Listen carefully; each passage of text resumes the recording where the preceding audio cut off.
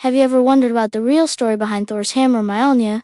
The Marvel movies tell us it was forged in the heart of a dying star, a magnificent weapon for a worthy king. But the original Norse myth?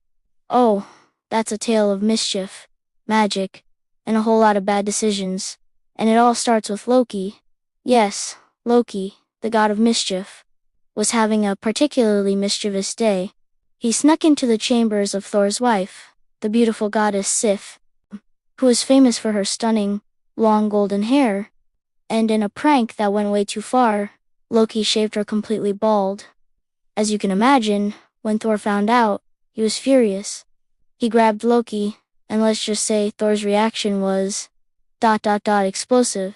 He threatened to break every bone in Loki's body. Day after day, for all eternity. Terrified, Loki promised to fix his mess. He swore he would travel to Svartalfheim, the realm of the Dwarves, who are the most skilled craftsmen in all the 9 realms. He vowed to get them to forge hair of pure gold for Sif, hair that would grow just like her own. Thor, still fuming, agreed, but warned Loki that if he failed, the consequences would be severe. So, Loki, with his life on the line, descended into the dark, fiery caverns of the Dwarves. Down in Svartalfheim, Loki found 2 famous dwarf brothers, the sons of Ivaldi. Known for their incredible skill, Loki, using his silver tongue, convinced them to take on the challenge. He flattered them, praising their unparalleled craftsmanship. The sons of Ivaldi, proud of their abilities, agreed.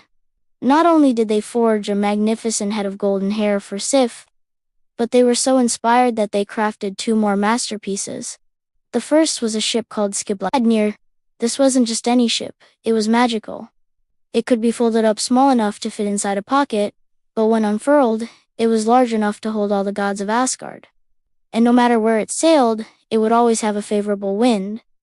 The second creation was a deadly spear named Gun. This spear was perfectly balanced and enchanted to never, ever miss its target. Loki, seeing these incredible treasures, felt a familiar, mischievous idea spark in his mind. He wasn't just going to fix his mistake, he was going to turn this into a grand spectacle. With the 3 treasures in Sif's golden hair, the foldable ship, and the unerring spear, Loki could have gone straight back to Asgard. His debt would be paid. But this is Loki we're talking about. He spotted 2 other famous dwarf craftsmen, the brothers Brokkr and Sindri. An arrogant and boastful thought seized him. He could use the situation to cause even more chaos and maybe even win a bet. Loki approached Brokkr and Sindri, waving the treasures he had just received. "Look at this," he declared. "The sons of Ivaldi are clearly the greatest smiths in the realms. I'll bet my own head that you 2 could possibly create 3 treasures that could rival these." Now, Brokkr and Sindri were immensely proud and notoriously grumpy. The insult, combined with the challenge, was too much to ignore. They immediately accepted Loki's wager. The stage was set for a divine contest of creation. Sindri put his brother Brokkr to work at the forge, giving him one simple, crucial instruction. No matter what happens, do not stop pumping the bellows. The fire must remain at a constant, perfect heat. Brokkr, determined to win the bet and prove their superiority, began his rhythmic work. For their first treasure, Sindri placed a pig's skin into the forge. As Brokkr pumped, a fly buzzed into the workshop and landed on his hand, biting him hard. But Brokkr, thinking of the wager, ignored the sting and kept pumping, never breaking his rhythm. When the time was up, Sindri pulled from the fire a living boar with golden bristles, Gullinbristi, which could run faster than any horse and glowed brightly enough to light up the darkest night. Next, Sindri placed a chunk of pure gold into the roaring furnace. He repeated his warning to Brokkr, "Keep pumping, no matter what." Again, the fly, which was, of course, Loki in disguise, returned. This time, it landed on Brokkr's neck and bit him twice as hard as before. The pain was immense, but Brokkr, with his family's honor and Loki's head on the line, clenched his teeth and did not stop. He pumped and pumped. From the forge, Sindri withdrew a magnificent golden ring Draupnir. This magical ring would miraculously produce 8 identical gold rings of the same weight every 9th night, making its owner infinitely wealthy. 2 treasures down, 1 to go. For the final and most important creation, Sindri placed a massive block of iron into the forge. He looked at his brother and said, "This is the most difficult of all. The slightest change in heat will ruin it. Do not stop pumping, or all is lost." As Brokkr worked the bellows, his arms aching, Loki, desperate to win his bet, made his final, most vicious attack. He transformed back into a fly and landed right between Brokkr's eyes. He bit down with all his might. Blood streamed into Brokkr's eyes, blinding him completely. For just a single, fleeting moment, Brokkr lifted a hand to wipe the blood away. In that split second, the fire in the forge faltered. Sindri rushed back, shouting, "You almost ruined it."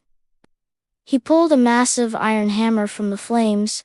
It was powerful, perfectly balanced, and radiated immense energy. But because of that one moment of interruption, the handle was just a little too short. This was the hammer Mjölnir. Despite the flaw, Sindri knew it was a weapon of incredible power. The contest was over. The brothers had their 3 treasures: Gullinbursti, the golden boar, Draupnir, the multiplying ring, and the mighty hammer Mjölnir. It was time to go to Asgard and let the gods decide the winner of the bet. Loki and the dwarf brothers ascended to Asgard, presenting their treasures before Odin, Thor, and Freyr, who would act as the judges. Loki went first.